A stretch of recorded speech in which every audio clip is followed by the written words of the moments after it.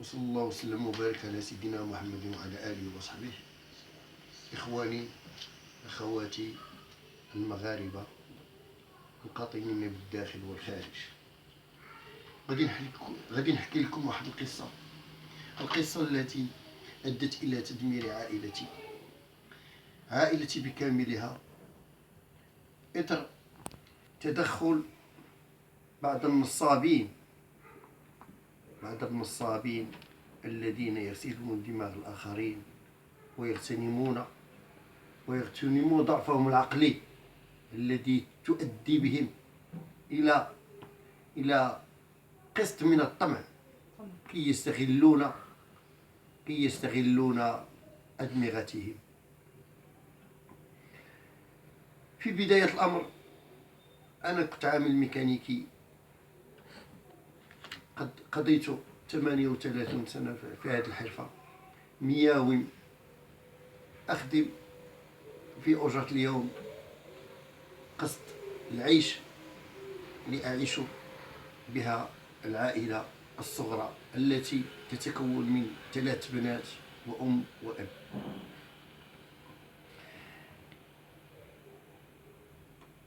قد تلقيت بعض الزبناء الذين قاموا بأن يتوسطوا لي بأحد الأشخاص كي تعمل عندهم البنت البكرة ديالي. هذا الإنسان هذا اللي هو حكى لهذا السيد هذا، حكى لهم نقطة الضعف ديالنا لكوني مريض أشتكي بضعال في الكتف والظهر. قد تلقى بهذا الضنين بهذا الشيطان، وحكى له كل نقط الضعف ديالي اللي هي حاول يكسبها في صالحي. مشيت عندو البنت ديالي اللي انا ديتها بيدي، تلاقينا مع الشخص اللي هو كان عنده واحد لابوراتوار ديال الدواء. هاد لابوراتوار شكل بيرو الداخل ديالو داير واحد بلاصه بحال لا كويزين اللي هي كيريباري فيها لي بوماد وكيفرق لي فارماسي. هاد السيد هذا خدمت عندو بنتي يومين، غسل لها الدماغ ديالها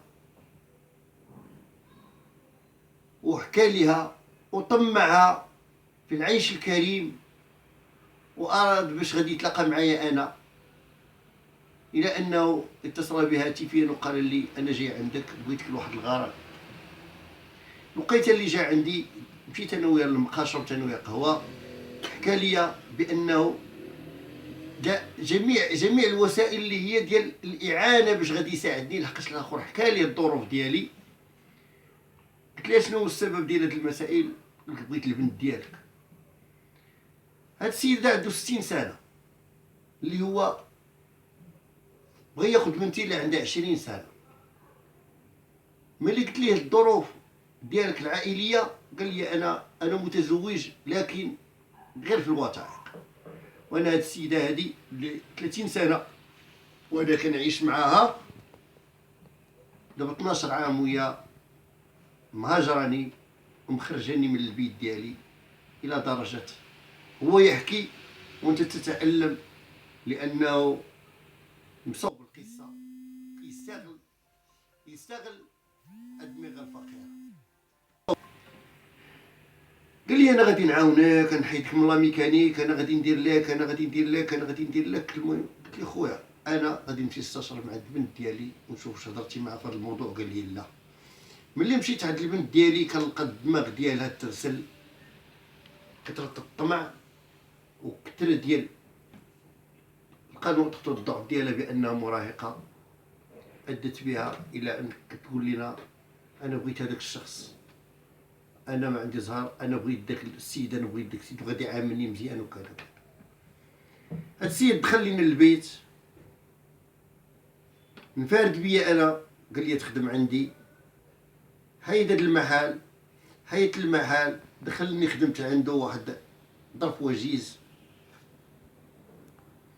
بديت كنقرب ليه شويه، بديت كنشوف بان هذا السيد هذا، بديت نقرا بعض الوثائق كنلقى هذا السيد بانه مفلس، الى ان استطعت باش نعرف بان هذا السيد عنده زوجه ثانيه وعنده زوجه ثالثه. زوجه ثالثه مطلقه عندها معاه ابن، والثانيه عندها معاه جوج، والثالثه عندها معاه جوج، وعنده شي حاجه وعنده علاقات وعنده هذا.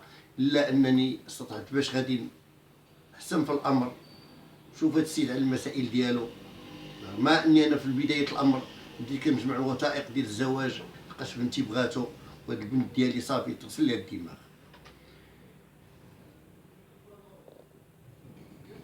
ملي انا بديت كنعارض هاد السيد هذا، يحاول يتلاجأ للزوجه ديالي ويغسل لها الدماغ ديالها، ويكونوا باش غادي يتحاربوا معايا، لانني انا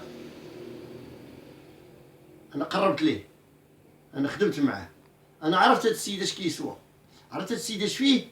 ولكن باش ربحني بانه استطاع باش يغسل دماغ الام. دخل لينا الشعوذه للدار، انا لقيت الشعوذه عندي الصوار، هاد السيد هذا ملي ولاو كيتحدوا عليه هو والزوجه ديالو والبنت ديالي، اضطرت باش نبدا نقلب لي ريجيستر مودابيل ولي فوكال، الا استطعت بان سجلتهم، لقيت المكيده ديالهم كلها كيفاش كاينه. هادشي كلشي عندي مسجل. هاد السيد اش ولا كيدير؟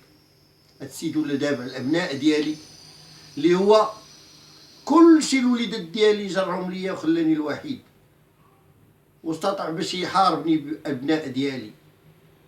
وهو راه كيتنزه، هو صدق غادي مع الام ومع البنت، ما شاء الله ما شاء الله، كلشي دخلهم في الطمع. هاد السيد هذا خدمت معاه، عندي معلومات عليه بانه نصاب، ولكن ما صافينا يد الام، فينا يد الام اللي بغيت نستشر معاها ونتناقش معاها ونقول لها باننا حنا راه في مشكل. كتجاوبني هاد الزوجه وكتقول لي انا غير هاد البنت ماشي هي الاولى ولا هي الثانيه، كيف ما جاتني نصيفط للامارات ونصيفط للسعوديه وتجيب لي الفلوس. طمع هاد المرة خرجها على المسائل، رغم انني انا هاد الزوجه قريتها في المدرسه ديال الممرضات. هاد السيده هادي، هاد العامل الاخرى اللي حنا بدا بانني انا عندي تريته وعندي مسائل باش تعاوني لدور الزمان، الساعه لاحوني كلشي خوا بيا، وزادوا مع داك الشخص ومشاو كيعيشوا مع الاهل ديالهم لهيه، وخلوني الوحيد مريض اللي الناس كتعاونني وانا ما خدام ما ردام، بدوني حتى شي حاجه. كندخل ديك الدار كيبانوا لي فيه بحال الجنود. انا هاد السيد هذا اللي دمر لي الحياه ديالي، وهاد السيد معروف. هاد السيد انا بغيت شي مسؤول اللي هو اللي غادي يقدر يواجهني معاه، يواجهني غير معاه، لقاش دار السلاح ديالو هو الابناء ديالي ورجع هو اللور، الابناء ديالي ولاو كيدافعوا عليه. انا ماشي مشكل يدافعوا عليه الا كان بالحق، ولكن الا كان غير نصاب وجاي نوايا الخبايا السيئه ديالو، ودمر الحياه ديالي ودمر الابناء ديالي ودمرني كلي، دمرني صحيا ونفسانيا وماليا. هاد السيد معروف هاد السيد سميتو المخيط الرشيد، عنده شركه مزعومه انها فارمادين كتفرق الدواء، يعني دير لي بوماد لي برودوي ديال لي بوماد هي فارمادين. هاد السيد هذا انا كنطلب الله ومن الناس اللي هما تصنتوا لهاد وسمعوا لهاد القصه هادي، انا بغيت اللي يساعدني باش هاد السيد نوقف هاد النزيف اللي كيدير على عباد الله.